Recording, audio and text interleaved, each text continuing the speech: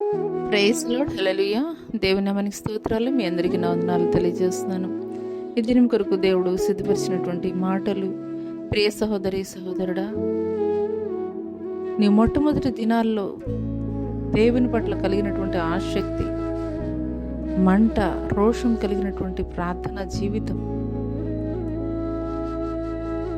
మరలా నీవు కొనసాగించగలుగుతున్నావా? ఎన్ని దినములైంది నీవు దేవుని సన్నిధిలో ప్రార్థించి, ఎన్ని దినములైంది నీవు దేవునితోటి మాట్లాడి,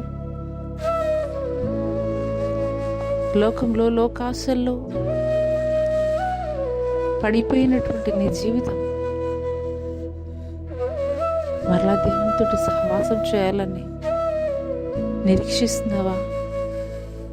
మొట్టమొదటి దినాల్లో ఏ రీతిగా దేవుడు నాతోటి మాట్లాడారు, నేను దేవునితోటి సహవాసం చేశాను, అదే రీతిగా మరలా నేను సహవాసం చేయాలని తలడిల్లిపోతున్నావా?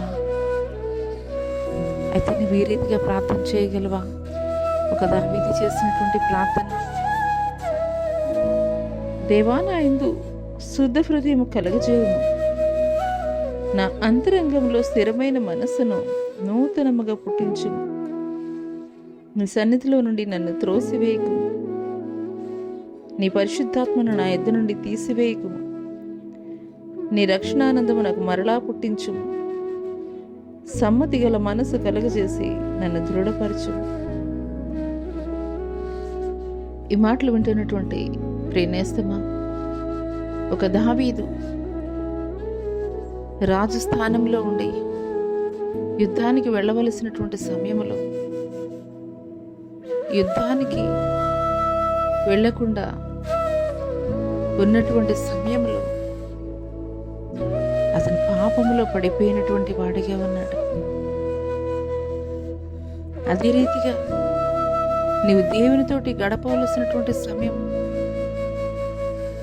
దేవుని ఎదుట ప్రార్థించవలసినటువంటి సమయం, దేవునితోటి సహవాసం చేయవలసినటువంటి సమయాన్ని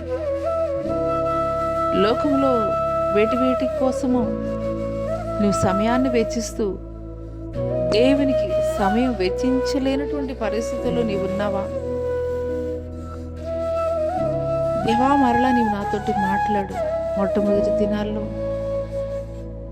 నువ్వే రీతిగా నాతోటి మాట్లాడావో, నాతోటి సహవాసం చేశారో మీరు, అదే రీతిగా అటువంటి సహవాసం నాకు మరలా కావాలయ్యా. ఈ రీతిగా నువ్వు దేవుని యొక్క సహవాసం కొరకు ఎదురు చూస్తున్నట్లయితే, ఒక దావీదు చేసినటువంటి ప్రార్థన నీవు కూడా చేయగలిగినట్లయితే, నీ పరిశుద్ధాత్మను నా యొద్ద నుండి తీసివేయద్దయ్యా, నీ రక్షణానందం మరలా నాకు పుట్టించు, సమ్మతి కలిగినటువంటి మనస్సును నాకు దయచేసి నన్ను దృఢపరచు. ఇదే రీతిగా మరలా నీ యొక్క పొరపాట్లు ఎరిగినటువంటి నీవు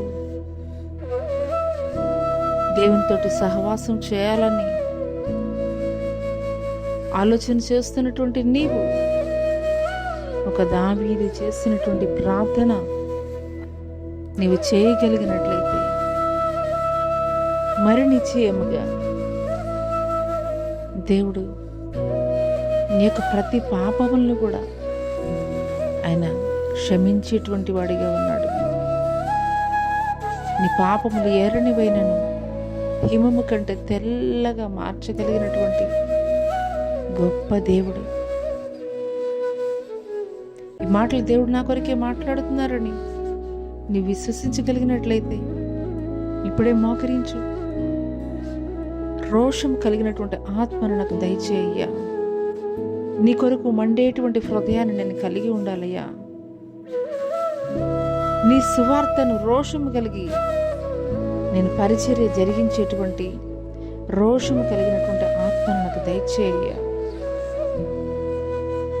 ఈ రీతిగా నువ్వు ప్రార్థించగలిగినట్లయితే నీ యొక్క ప్రతి పొరపాట్లను కూడా ఒక దావీదు ఏ రీతిగా దేవుని సన్నిధిలో ఒప్పుకున్నప్పుడు దేవుడు దావీదుని ఆయన కృప ద్వారా ప్రతి పాపం నుండి కూడా ఆయన తన కృప ద్వారా విడుదల కలుగజేసి ఉన్నతమైనటువంటి స్థితిలో దేవుడు నిలబెట్టాడు. అదే రీతిగా దేవుడు నిన్ను కూడా నిలబెట్టబోతున్నాడు. అటు కృప దేవుడు నీకు దయచేయను గాక. ఆమేన్.